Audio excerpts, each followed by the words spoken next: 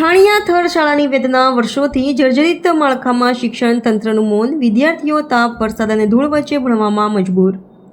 પાટણ જિલ્લાના રાધનપુર તાલુકાના છાણિયાથર ગામની પ્રાથમિક શાળાની હાલત તંત્રના શિક્ષણ પ્રત્યેના વાસ્તવિક અભિગમને ખુલ્લી ખીરડી આપી રહી છે. આ ઘટનામાં સામે આવ્યું છે કે આ શાળા છેલ્લા કેટલાય વર્ષોથી જર્જરિત માળખામાં કાર્યરત છે, જ્યાં શિક્ષકો અને વિદ્યાર્થી બંને જીવના જોખમે શિક્ષણ કાર્ય ચાલુ રાખે છે. 2017થી શાળા જીર્ણ હાલતમાં, નવી ઇમારત મંજૂર નહીં. છાણિયાથર શાળામાં ધોરણ 1 થી 8 તથા બાલવાટિકા મળીને કુલ 195 વિદ્યાર્થીઓ અભ્યાસ કરે છે. નોંધપાત્ર બાબત એ છે કે વર્ષ 2017થી શાળાનું માળખું અત્યંત નબળી હાલતમાં છે. છત તૂટી પડે તેવી દશા છે, છતાં અત્યાર સુધી નવી ઇમારતની મંજૂરી કે કામગીરીનો કોઈ અંધાર નથી. રોડમાં ભણતા વિદ્યાર્થીઓ ગરમી, ધૂળ અને વરસાદ વચ્ચે શિક્ષણ સાધના વર્ગખંડો અપર્યાપ્ત અને ખતરનાક હોવાને કારણે વિદ્યાર્થીઓને તાત્કાલિક વ્યવસ્થા તરીકે બહાર તંપાળું શેડ બનાવી ભણાવવામાં આવે છે. ગરમીના દિવસે પસીના વહેવા લાગતા હોય તો વરસાદમાં ગીલા કાગળ પર લખવાનું મુશ્કેલ બની જાય છે. ધૂળ ભરેલા વાતાવરણમાં બાળકોનો અભ્યાસનો મિજાજ ભૂંસાઈ જાય છે. શિક્ષકોની સ્થિતિ પણ દયનીય. શિક્ષણ કરતાં પહેલાં સુરક્ષા ચિંતાજનક. શાળાના શિક્ષકો કહે છે, અમે શિક્ષણ કાર્ય કરતાં પહેલાં વારંવાર છત તરફ જોઈ લાવીએ છીએ. બાળકોનું ધ્યાન જમાવવું પણ મુશ્કેલ બને છે. શાળા ન થાય તેવા સ્થળે શિક્ષણ કાર્ય કરતાં પણ શરમ લાગે છે. ગ્રામજનોની રજૂઆતો બિનઅસરકારક. તંત્રે આંખ મૂકી. છાણિયાથરના ગ્રામજનોને વાલીઓ છેલ્લા અનેક વર્ષોથી નવી ઇમારત માટે શિક્ષણ વિભાગ અને તંત્ર સમક્ષ રજૂઆતો કરી રહ્યા છે. અનેકવાર અધિકારીઓ શાળાનું નિરીક્ષણ કરીને ગયા, પણ પરિણામ શૂન્ય રહ્યું. વિદ્યાર્થીઓ આજે પણ શાળા નહીં પરંતુ છાયાવાળી કાચી ટપરીમાં ભણવા મજબૂર છે. શું શિક્ષણ વિભાગે પ્રાથમિક શિક્ષણ ફક્ત ધ્વનિમાં જ રાખ્યું છે? શાળા સંચાલન સમિતિ, તાલુકા શિક્ષણ અધિકારી કે જિલ્લા તંત્રમાંથી કોણ જવાબદાર છે?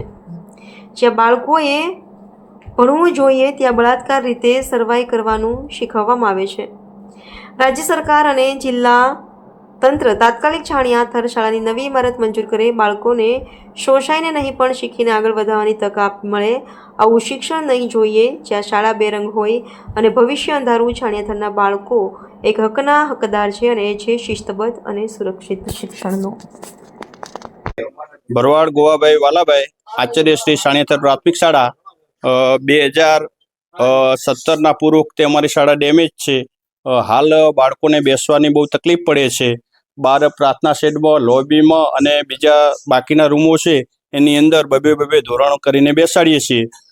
સરકારશ્રીને સત્વરે આ રૂમ બને એવી શાળા પરિવાર વતી માંગણી છે. કેટલા ધોરણ છે ને કેટલા બાળકો છે? બાલવાટિકાથી ધોરણ 8 સુધીના બાળકો છે અને 195 બાળકો બેસે છે. મારું ગામ છાણિયાથર, રાધનપુર તાલુકા પંચાયત ઉપપ્રમુખ નગાભાઈ ભૂરાભાઈ આયર. 2017થી અમારા ગામની છાણિયાથર પ્રાથમિક શાળા હાવ ડેમેજ છે, જ્યાં છોકરા બેસી શકે એમ નહીં. અત્યારે ચોમાસામાં છોકરાને બહાર બેસવું પડે, એટલે તાત્કાલિક ધોરણે સરકાર અમારી શાળાનું કામ કરે.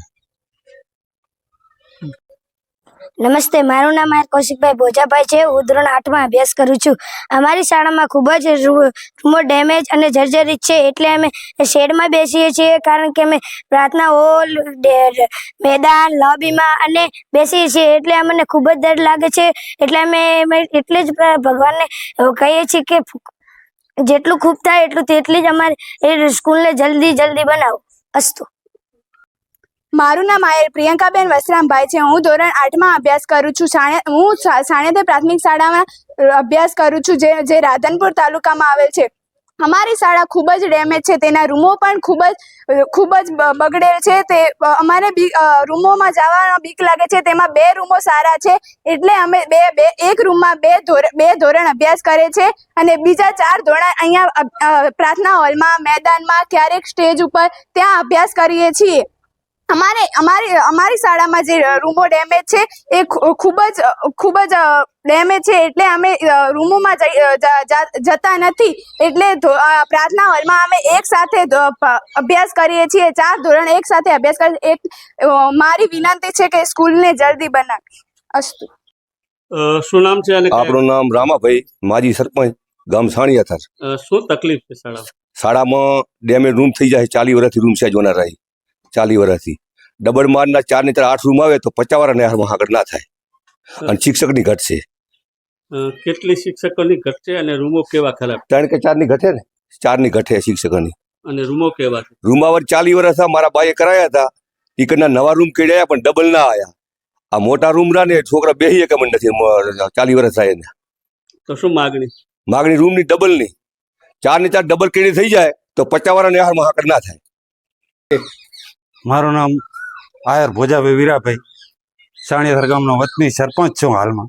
મારા ગામને બાળકોને અંધકારમય ભણતર હાલમાં આ શેડ નીચે ભણી રહ્યા છે. વારંવાર રજૂઆત કરેલી છે, લેખિતમાં ખૂબ આલેલું છે, પણ છતાંય અમારે ડેમેજ મકાન 2017ની વાતના ડેમેજ છે, હજી કાંઈ આનો નિકાલ આવતો નથી.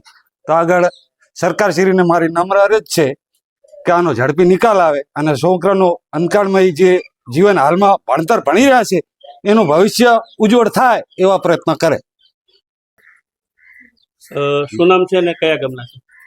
આમ સાણિયાથરના ભરવાડ જયસિંહભાઈ હીરાભાઈ. શું તકલીફ છે શાળામાં? શાળામાં તકલીફ છે કે આ છોકરા બાળક છે તે આ મકાન બધા ભાઈ રૂમો બધા પડી જાય એમ છે, બીક લાગે છે બધી. તો સરકારને વિનંતી કરે છે કે આટલું મહેરબાની કરો, હમું કરો તો સારો. અત્યારે બાળકો ક્યાં બેસીને અત્યારે બારે બેઠા હોય, પતરાવાળો છે આ રૂમ જેવું, અહીંયા બેઠા હોય બાર. તો શું માગણી કે સરકારને એવું ક્યાં કે વિનંતી એવું કરે છે કે બાળકને થાય એવું કરો, મહેનત જાતાથી.